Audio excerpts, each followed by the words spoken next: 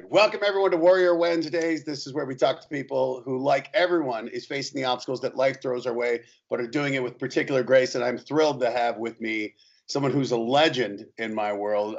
Everyone knows, six-time Olympic gold medalist, which she's unbelievably well known for. But also, we went to the same high school together, which is really what makes her a legend in my book. It's Amy Van Dyken-Rouen. Amy, first of all, thank you for joining me. Thank you for having me. Got This is back so from the cool. gym. Yes. Well, so you've done so much, but one of the things that I love is you obviously faced a severe injury. It was about 5 years ago that changed your life. But I love your attitude. But if you just share the story for those who don't know what you've gone through. So about 5 years ago, like you said, my husband and I were up in our mountain house here in Arizona. We were living in LA at the time. I was doing a radio show on Fox Sports Radio, and we went on vacation. And it was one of those neighborhoods where, like, you park your car and then you take like your skateboard or your ATV or your golf cart. You know how it goes. Yeah. And so we did that. We were going to go to dinner, right? And I guess the interesting thing was I had done CrossFit that morning, and I had met the guy who owned the CrossFit gym.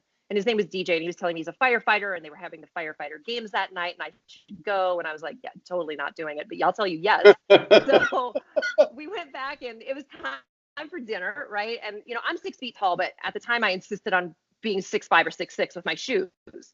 So I was like, we are not walking the quarter of a mile to get to this restaurant. So we got to take another mode of transportation. And Tom said, why don't you get in the truck? And I did the whole, and Matt, you can relate. I'm like, listen, we're living in LA. Like, I need to feel fresh air. Right. So I said, why don't you take your motorcycle? I'll take my ATV. So we did, and got there, said hi to everybody. And I had my dinner of trout and steamed broccoli, which is one of the most insignificant things ever, right? But like, it's in my mind. I remember pushing in my chair, and that's where my memory stops. Wow. But for people that were around and from Tom, I can tell you, he normally took off ahead of me. And if he would have taken off ahead of me, he wouldn't have ever found me. So he was dilly-dinking with his motorcycle. I got on my ATV, have no idea what happened. Tom said he looked up and he was like, what is she doing? There wasn't a scream, not even a flicker of a brake light. I hit a curb and went over a 6-foot cliff. And he found me, and I was face down, and he could see that my back was broken. So he got down there and he rolled me over because I wasn't breathing, and he lifted up my neck, and I started convulsing, and my eyes were going 2 different directions. And that happened for about 8 minutes. Yes. So if you know anything about head injuries, like, that's not a cute look. So, so Flight for Life came, and they were all worried about my head injury and got me in Flight for Life and got to the hospital. What I've learned now is that the doctor said that he shut down that trauma center and any trauma center he could have been called to. And Matt, you know me, I'm such a smarty pants. I'm like, what? Why? Because I won 6 gold medals? He's like, no, sweetheart. He goes, no, you idiot. I couldn't be called away. Like, I needed to be there for you. So went into surgery, and right before we went in, it was the next morning. And it was emergency surgery because I had, when I dislocated, T12 actually was touching and it had burst the sac around my spinal cord open. So I was leaking so much spinal fluid that I was about ready to pass away anyway. I've been told if I didn't have that doctor on call, the other doctor would have just made me comfortable, right? So this doctor, he's embedded with the Navy SEALs, just a tough guy. Alexa, stop it. Sorry, she just has a mind of her own. Yes. And so, he went, and it was emergency surgery, did it the next morning. And right before he went into surgery, he was holding up his iPhone. He goes, Amy, you're not listening to what I'm saying. And he showed me the x-ray of my back. And he goes, I'm working in nanometers. I'm going to try my best to get you out of there, but I don't think that I'm not confident I will. Oh my God. Were his words. And he said, so what I need you to do right now is to say goodbye to your husband. So I did. And I looked at Tom and I said, babe, like, I want you to be happy. And if I don't make it out, I want you to get married. I want you to date. I want you to do all the things. And then I had to rescind that a few months later, Matt. It was very uncomfortable for a lot of the women and myself. I used to be a blonde. There's no coincidence I'm a brunette now. We found out he likes brunettes. Anyway, and he got close to me and he said, hey, babe, if this is too much, I'll understand and you can let go. And I was like, oh, hell no, Ruin. You're not getting rid of me that fast. Like, no. So 7.5 hours later, I come out of surgery. Lips look like Angelina Jolie because I was face down and face tilted. And there I am. And everyone says, well, how did it feel when they told you were paralyzed? You don't have to be told, right? Like, there are things that happen in your body that are below your belly button that you don't need to be told. And so, yeah, I was just happy to be alive. Amazing. I mean, it's unbelievable. And to me, what struck me was I remember you gave a press conference, I think when you were leaving Craig. And the thing that was amazing was, and every time I see you, a smile on your face. This Yes. incredible positivity. Where does that come from? I think I've always been that way. I think I've always looked at the glass half full. I always look at it and say, listen, if life hands you lemons, make some good limoncello. Like, I've never been one to really look at the negative side of anything, never in my entire life. And so I think that's where it comes from. Plus, Matt, I'm so happy to like be alive because I'm not supposed to be here right now, right? Like, I was going to be made comfortable, which meant, and even after the surgery, Matt, there's a 72-hour period where you can go into spinal shock and they can't stop it and you're done. So like I have survived so much. Like I am on borrowed time right now, right? And so whomever gave me the borrowed time, whatever you believe in, right? Like I believe that God gave me some borrowed time. I'm not going to screw that up. And I'm not going to be known as a sourpuss because like it could end tomorrow and people would be like, well, it's too bad that she was kind of an ass. But like, I love what you worry about. So one of the things that was great was when I was out here in Arizona doing comedy, we were talking, and one of the things you said was you were returning to competition. Yeah. And this would be the first time since not just before the accident, but around the 2000s. And so what prompted that? What made you say, I need to get that competitive fire going again? Well, I don't think it ever goes away. I mean, Yeah. You played sports, right? You played sports in college. And very similar level to you. Very similar, Amy. Very similar. I know people compare us a lot, to each other. And I'm like, yes, he was the Mac Daddy. I know. Right. So they were going to name a surgery after you, like Tommy John surgery. Anyway, so I always had the fire. And the thing is that I feel that people, when they see someone in a wheelchair, they overlook you. Mm-hmm. It's really hard, right? Because I used to be 6 feet tall, muscular, the whole thing. Like people would look when I went into a room, and now they ignore me. So I wanted to do something that would be fairly public, that would get the word out. And so there's a CrossFit competition going on right now. It's the CrossFit Open, and a lot of people are doing it. So it's for able-bodied people. It's for everybody. And now there's a division. It's called Wheel WOD, and it was started by a group of guys who are in wheelchairs. Wheel WOD.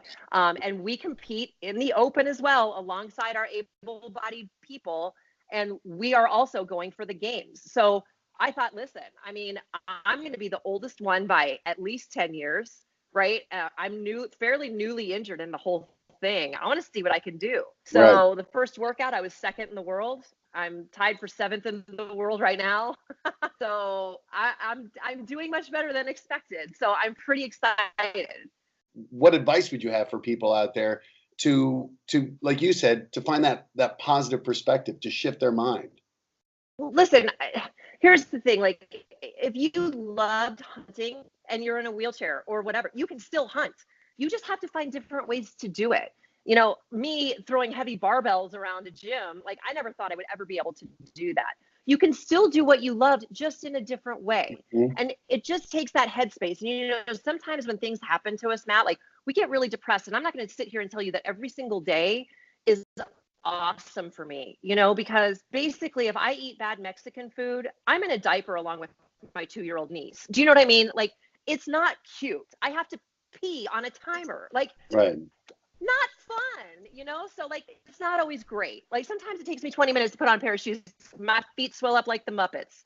But I look at every moment that like upsets me, right? And I take something from that. Like, why did it upset me? And I try to learn from it and then move on. Because like I said, we are all on borrowed time. So live life to the fullest. And I think that if you can look at that, and if you're down in the dumps, like one day smile once, then the next day maybe twice. And then maybe you'll be competing at the CrossFit Games like this old lady, So it's a progression, and it doesn't happen right away. And I don't want people to look at me and think that every day is awesome and that everything started out great. It started off with one smile. That's what it was. Well, I love that. The journey of 1,000 miles begins with one step. And I love that idea of what you said, the mindset. To me, that's something that is so hard, but so empowering. But I love the way you said that, when you take a look at, why am I frustrated here? Why is this upsetting me, and what can I learn from it? So in your dark time, for people who are going through dark times, I love that idea of, let me see, this is a test. This is a lesson. But for what I also love is you kind of alluded to this when we talked, that you felt destined to go into CrossFit, and the story is uncanny. So you mentioned DJ before, but I did. story is remarkable. If you could share this. Yeah. So, I told you earlier that the last able-bodied CrossFit workout I did, I had met the guy who owned the box named DJ, and he just got back from regionals. We were talking. He was my first responder. He was the first guy on the scene. Unbelievable. And what was interesting, he knew my name, right? So the call went in, just said a lady, went over a cliff, blah, blah, blah. He had a feeling. He's like, I'm calling Flight for Life. He told them, I don't know if I'm going to need you. And if I don't, I'll pay for the gas. But I have a feeling because this is a head injury. That's what it was called in as, was a head injury. So he got there. And Matt, I kid you not, he saw me on the Today Show. And he said, that is not the same girl that I put in that helicopter. So he drove 4 hours to see me for 20 minutes and back home because he did not think it was real. It was amazing. And he and I will be bonded for life because of what he did. And without him, I wouldn't be here. If that helicopter wasn't there, then done. So you alluded a couple days ago, you were talking, I saw on your Instagram where you talked about you were having a tough time and how important CrossFit was. And you talk about these tough times. So what, if you can, just to what were you alluding to there, and how has the community made such a difference for you? So what I was alluding to there is, I was always a girl that was always on the go, right? Like I would do 500 errands in a day. Like I'm in and out of my car and I'm doing the things. Now it takes me 3 minutes to get into my car, 3 minutes to get out of my car. Like it's a pain in the bootock. So there are days where I sit there and I go, is this even worth it? Right? Like I think we all have those days, like this is just crazy. And I should be sitting here in my dirty sweats watching the housewives of whatever. That's what I was alluding to. Like, like I said before, we all have our bad days. Right. The reason that CrossFit has helped me is because I was so active before I got hurt. Right. I was training for a figure competition. Like I was doing all these things. I had done triathlons. And I thought that was all taken away from me. And so to be able to do it and to be at the community that I'm at right now here in Arizona is amazing. These people from the second I walked in did not treat me any differently. My coaches said, what are your limitations? What are your goals? Let's go for it. And these people have become some of my dearest friends. When I'm having a bad day, I know I can go to the gym and I know that these people are going to be there and push me to be a better person. So, I look at CrossFit as like, yes, it's helping me physically and it's helping me, it's easier. Like when I'm in the airplane and they don't get my bag above, like I can grab on and pull myself up and grab it, which they don't like. But it's also a mental thing, right? Because you're working your body, but you're around these amazing people. And I don't think it's just CrossFit. I think you need to find a niche that does that for you. Well, I would imagine it was very similar to the Olympics. And one of the things I always say is iron sharpens iron. And being around people who are motivated, around people who are positive, rubs off on you. And it's that thing of community lifts everybody if you buy in. And we all need that. And the thing I love, too, is, again, as I compliment you on your positivity, what I really appreciate is your honesty, too, because so many people will see, especially online, they'll see the positive stuff and not know, like you said, admitting that we all have dark days, admitting we all have these struggles so people don't feel alone and think they're the only ones going through it.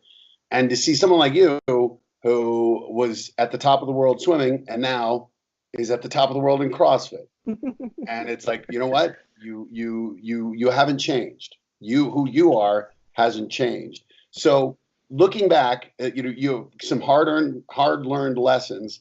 If you could talk to that girl who is waking up grateful to be alive with the Angelina Jolie lips, what would you say to her that you wish you would have known, or the thing that's been the hardest for you to grasp onto, the most valuable piece of knowledge? Oh my gosh, there's so many. I would say the biggest thing that I've learned is to slow down. I was going 1,000 miles a minute, and now I have to slow down or I'm going to hurt myself. So I've really learned to slow down. I would tell that girl in the hospital room, like it looks dark right now, and I know there's a lot of things that scare you about this, but it's going to be better. There will be a time when you can go out all day long and not have to worry about certain things, right? There are people who will surround you and really build you up, and let you know that you're not handicapped, you're not disabled, you're differently abled, because I am able to do anything I want. It's just different. So that's what I would tell her. Well, for people who need to have proof of that, what's your Instagram? Amy Van Dyken. You got to see her on there because you're posting CrossFit all the time, and your workouts put me to shame. It's insane how intense you are. But the thing I love too is that what I see in your face is that camaraderie and that community that I think is so important for people out there, which is the whole point of this. Yeah. Is people may not be facing the same obstacles, but I think we all can learn the same lessons, which is why I really wanted to have you on. So as part of this, you're the honoree. There's a $250 donation to your charity. I think I know what it's going to be because I know you'd mentioned it before, but what charity would you like that donation to go to? Oh my gosh, Matt, you're awesome. It's called Amy's Army. It was founded right when I was in the hospital. And what we do is, let me give you an example. Insurance says you can only get a wheelchair once every 5 years, which is fine for me. But there are some kids who get like transverse myelitis. They have muscular dystrophy, all sorts of things, and they need wheelchairs. So think about your kid from 1 to 5, 5 to 10. Mm-hmm. They don't get new wheelchairs, and they get the ones that you see in the hospitals and the airports that are heavy. So what Amy's Army does is we get wheelchairs for these kids that are custom built. They get to pick out all the colors, all the bling that they want. So that's what Amy's Army does. And I'm so thankful. I didn't know you were going to do that. And I'm so grateful that you did that. Thank you so much. No, and I want other people to support it. Where can people support Amy's Angels? So you want to go to amyvandyken.org. I like to keep things simple. Just my name, amyvandyken.org. You can buy hats, t-shirts. You can just donate. You can see some of the great things that we've done. So just go there. I would appreciate it. Well, Amy, again, your positivity and your honesty is awesome. And the fact that, once again, you're a world-class athlete. And the other thing, the other thing I wanted to say, too, was you joked about it. You and your husband, we got to sit with your mom. Such a great relationship. And to me, that was one of the things I really wanted to say was that love endures, love conquers all. It does. The way you and Tom are together is so beautiful. So people, you can face any obstacle with the right people by your side. So I think Amen. Anyway, any last words, Amy? I always like to give the last word to. I just want to say thank you to you for doing this, first of all. Like, I think this is amazing, and I think people get a lot out of it. And I want to say thank you also, if I can say this. You took such good care of my niece and nephew. They are such huge American Ninja Warrior fans, like so huge. You have no idea. When they learned that I knew you, they freaked out. So for my niece's birthday, you invited them to go, and they're still talking about it. So I just want to say thank you so much for just being who you are. I just appreciate it. We're lucky. I think we're lucky. It's great to be a part of Ninja Warrior, and that was one of the things that helped inspire this, was seeing these stories and really seeing the impact of people, whether it was someone with autism, someone with stage 4 pancreatic cancer, and someone at home going, man, I have that. If they can overcome this, what can I do? And that was just the idea of, we need to share more of these stories and make people who are out there struggling not feel so alone and to feel like anything is possible. The dog. Oh my God. That's him. Right. That's beautiful. Yeah. Yes. With the ice. Sorry about that. Anyway, it's in my stomach. I'm really hungry. I love it. Amy, such a pleasure. Thank you so much. Love the Tom. And we're going to keep watching for you on CrossFit so you can establish more world records, because that's what you do. Oh, thanks, Matt. Thank you so much. It's so good chatting with you. Yes. And to everyone, remember, we do this every Wednesday, Warrior Wednesdays. And the message is, keep fighting.